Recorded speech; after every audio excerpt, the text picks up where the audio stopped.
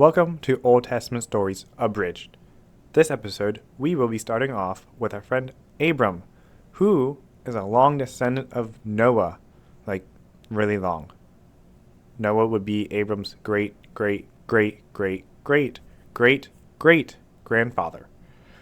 All right, this is him here, and Abram will be on our left. So God will talk to Abram a lot, and God will tell Abram to go from your country and your kindred and your father's house to the land that I will show you. And I will make of you a great nation, and I will make your name great. Abram would then tell his wife Sarai, and he'll also bring his nephew Lot, who is on the left over here, and he's going to tell them to come along.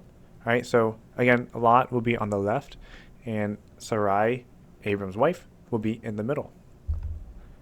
And they're going to end up traveling for a while. They're going to pass through a land of Canaan. If that sounds familiar, that's good.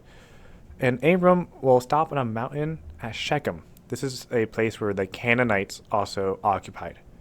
While up here, God will tell Abram that this land that he sees will be for his descendants.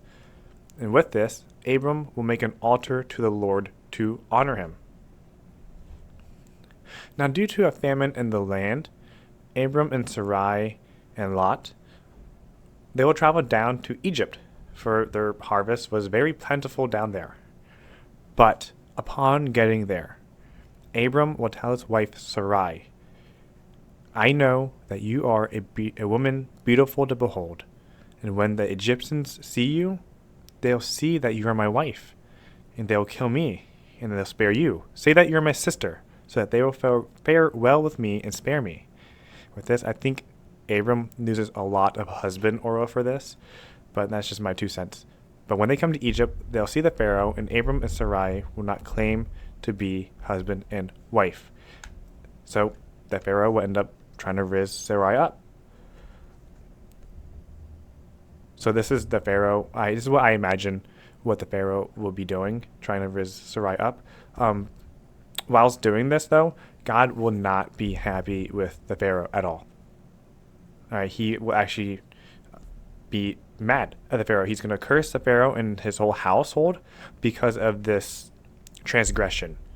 Okay, and it's not going to end well for the Pharaoh at all. And it's crazy that Abram does this. He just completely throws Sarai under the bus just so he can be saved. But upon getting cursed, the Pharaoh will be mad at Abram, and he's going to tell him, why did you not tell me that you're married to Sarai? And he's going to tell him to get out of Egypt, basically. So Sarai, Abram, and Lot, and all the animals and people that the Pharaoh has given them, they're going to depart from Egypt. And now since Abram and Lot, they have too many animals, right? Look at my beautiful sheep right here. I went to school to draw sheep. So, and that's all I know how to draw. So here they are. So since the land that they're in can't support all that they have, they're going to decide to part ways. All right? And Lot here on our left, he's going to decide to take place near the land of Sodom and Gomorrah. All right, and take note of this because that will be important later. And Abram will continue to be living in the land of Canaan. This will also be important later. Now, one thing to note is that the people of Sodom and Gomorrah were wicked in their ways. All right, and usually it doesn't work well for those people. All right, so keep that in mind. As Abram and Lot separate, God will then tell Abram that he will make his descendants own all the land around him, and he will have as many descendants as the dust on the earth. It's another promise that God's going to promise to Abram. So now time will pass after this, and there will be a battle of many kings, 9 total. All right, on one side here, we have Amraphel, the king of Shinar, Arioch, the king of Elasar, Ched or Laomer, king of Elam, I'm not making these names up, and Tidal, king of Goaim. He'll be right here on the bottom. So these 4 kings will end up fighting 5 different kings. Shinab, king of Admah. Bera, king of Sodom. All right, it's near where Lot lives. Birsha, king of Gomorrah. Shember, king of Zeboim. And the king of Zoar. So now during this battle, despite having an advantage, these 5 kings will end up getting cooked. And they'll end up falling into just pits of like a tar-like substance called bitumen. All right. So now the 4 kings are going to eventually take over the land around them, and they're going to take prisoners of the nation of those 4 kings. But one of these people that were taken as prisoners would be Lot. Remember, Abram's nephew. Fortunately, one person was able to escape. All right. And they're going to end up getting Abram and his people. Because remember, they separated. So upon hearing this, Abram and his people were able to defeat the 4 kings. All right. And upon defeating them, they'll be able to free the prisoners and Lot.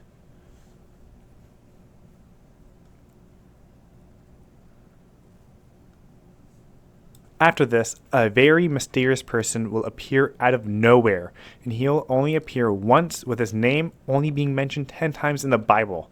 All right, his name will be Melchizedek, a high priest from the land of Salem, which will later then be Jerusalem. Melchizedek will bring an offering of bread and wine as thanksgiving. All right, so does this sound familiar to you guys at all? Maybe during Mass, if you've heard that during Mass, or if you've seen bread and wine as an offering. Okay. After this, Abram will talk to the Lord, saying that he has no heir and he would like to have an heir that would be his child, basically. And God will tell him to fear not. All the stars that he can count shall be the numbers of his descendants. And he's going to ask him to bring offerings. All right. He's going to ask him to bring 5 different offerings of 5 different animals. These animals would be a cow that's 3 years old, a she-goat 3 years old, a ram 3 years of age, a turtle dove, and a young pigeon. All right, so at the top here will be our she-goat. In the middle here will be our amazing cow. And the bottom here will be our ram. At the top we have our turtle dove and pigeon. With these animals, however, Abram will split the 3 bigger animals, but not the birds, and he's going to lay them on top of each other. All right, and the sun will start to set, and the Lord will tell Abram, your descendants will travel through a land that is not theirs, and they will be enslaved for 400 years. And I will bring judgment on those people, and your descendants will come out of that land, and the 4th generation of people will come back here. All right, God is telling Abram what is going to happen, which happens in the book of Exodus, right? And a smoking cauldron and a flaming torch will pass through the split animals. All right, this signifies that there's an old tradition that if you walk through those split animals, if you break that promise, you're going to be like the split animals. So God's putting himself on the line for you and for Abram to fulfill his covenant, okay? After this, Abram's wife Sarai will tell Abram to take her maid, as she herself was too old to bear a child. All right, and Sarai's maid will be Hagar, and Abram's not too sure about this because we remember what happened in Egypt. All right, but Abram's like, okay. So now Hagar, Sarai's maid, bears a child, and after seeing this, Sarai gets mad. And she will start to treat Hagar poorly, pushing her out of their house. However, God will still use this for good, okay? And he'll find Hagar in the wild, and he'll tell her to go back to them, as he will bless her and her son. And he shall be named Ishmael.